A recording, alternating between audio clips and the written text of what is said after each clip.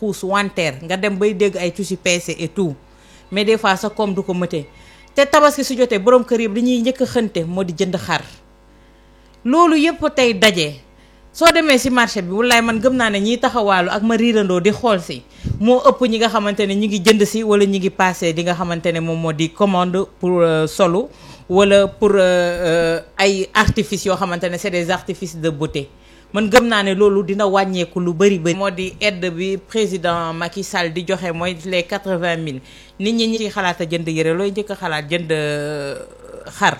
te 80 000 yooyu mënoo cee jënd xar waaye Macky daf leen wax lu leer nee na ku nekk na nga def li nga mën te tolloog moom.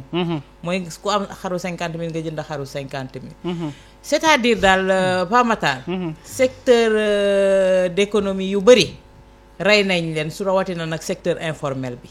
ndax tey dàll yi chinois yi ñi nga ca bu ñu demee nag ba chinois di daamina di jaay tailleur amatul liggéey am na ñu koy confirmer sax ci direct YouTube bi mu ngi mel ne direct bi dafa recommencé waat nee na je suis tailleur marché Louga awa wax na dëgg si c'est Abdoulaye Salam la tudd nee na li ngay wax nii dëgg la mais Mame Birame bu demee ba ay chinois di daamina di dugal ci Sénégal quelque part aussi dañuy gën a naxsal suñu économie yow dam lay dégg nga koy faral di wax nga ni boo demee marché presque sénégalais bi amatul lu muy def bu nekkee buux pousse-pousse wala yanu koo yanu nañ ko doon tuddee léegi suñu mbokk guinéen yi ñoo koy def jaay légumes suñu mbokk guinéen yi ñoo koy def jaay ndawal suñu mbokk guinéen yi ñoo koy def pratiquement amatuñ lu ñuy def bu ñu ñëwee nag ci tailleur yi nga xamante ne ay quelques sénégalais ñoo fa desoon ñu bëgg leen remplacer par ay chinois yi nga xamante ne lu mu tudd liggéeyu chaîne nañuy def maanaam ñoo gën a mën a def ay production que ñi nga xamante ne ay tailleur yu ndaw nañu est-ce que tey jii jotul état du Sénégal protéger comme sénégalais yi.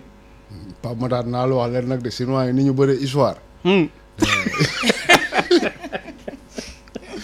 baala dañuy ñëwaat fii. mas naa fee benn texte ci Walf Quotidien. délégation lañ def fekk ma fi. mais mooy loolu dans tous les cas xam nga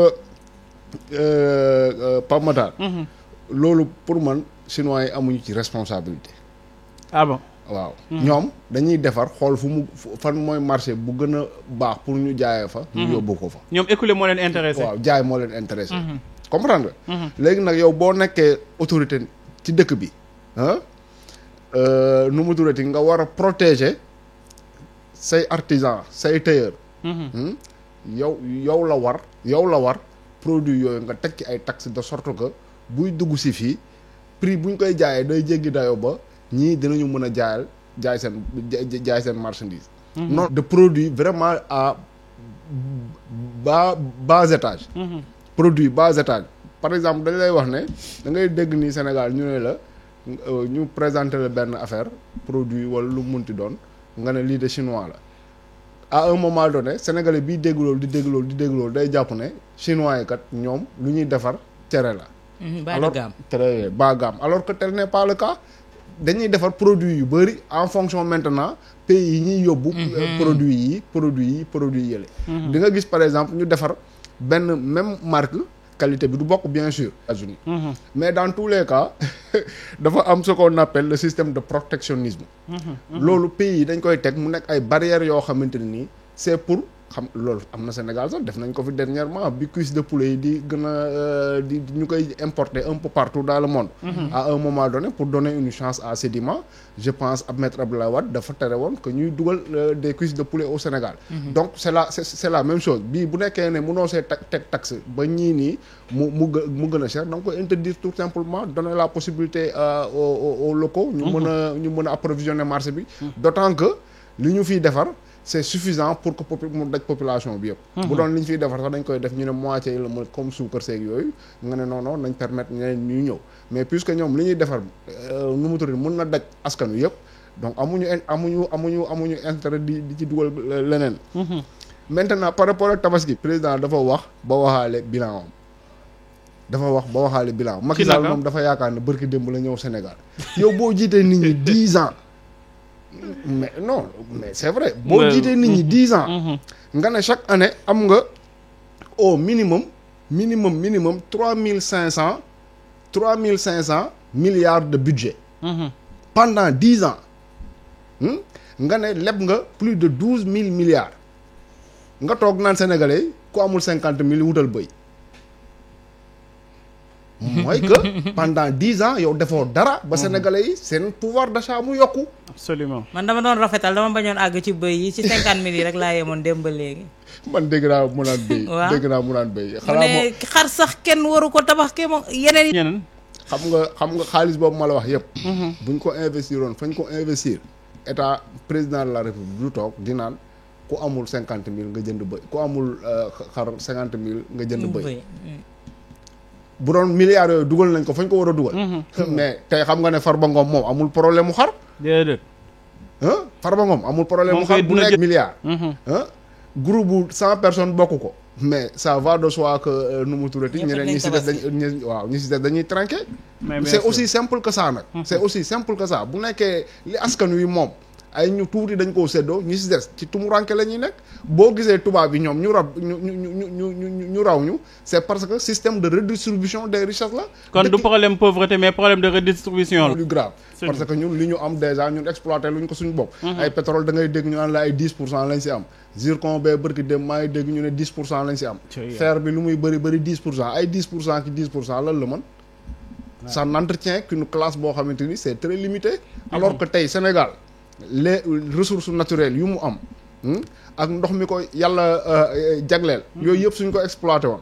mais ndóol lay génn dëkk bi. je t'assure que ne dañuy xam nga maa ngi naan bu nekkee politiciens yi mënuñu see génn nañu seddoo Sénégal ñu ku nekk jël wàllam ñu dem suñu yoon. mais buñ ko defoon noonu ñu jël toutes les richesses yu am Sénégal ñu séddale ko entre les 17 millions de Sénégalais après ñu tuxu France bu ñu demee France ci 20 millions yi gën a pauvre yi gën a riche la ñuy bokk. ci 20 millions yi gën a riche la ñuy bokk.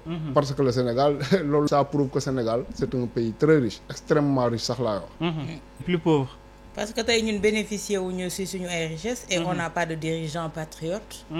tout simplement moom mooy indi loolu parce que si tu es assis sur des mines te mënoo cee jëfandikoo lu ñëw ñu jël ko yóbbu bitim réew ñu koy exploiter biti réew te suñuy exploiter jëluñu sa main d'œuvre locale ba nga xamante ne sax yenn yi dina fi des. loolu yëpp ñu jël ko buubal leen ko servir leen ko sur un plateau d'argent. bu boobaa ñun tamit dañuy continuer ci pauvreté boobu ñoom ñuy continuer di suqaliku te pourtant li ngay wax ne matière première bi fii lañ ko. à nos dirigeants. te sénégalais yi li ñu mënoon mooy nga ñëw vendre leen benn discours ñu porter discours boobu am yéene ci yow am. les conditions de vie. mais loolu la ñu. tënk loolu la constitution bi. waaw mais constitution ban pamatar yow tam bàyyi ma constitution boo xamante ne chaque jour nga jël nga teg ko nu mu la neexee.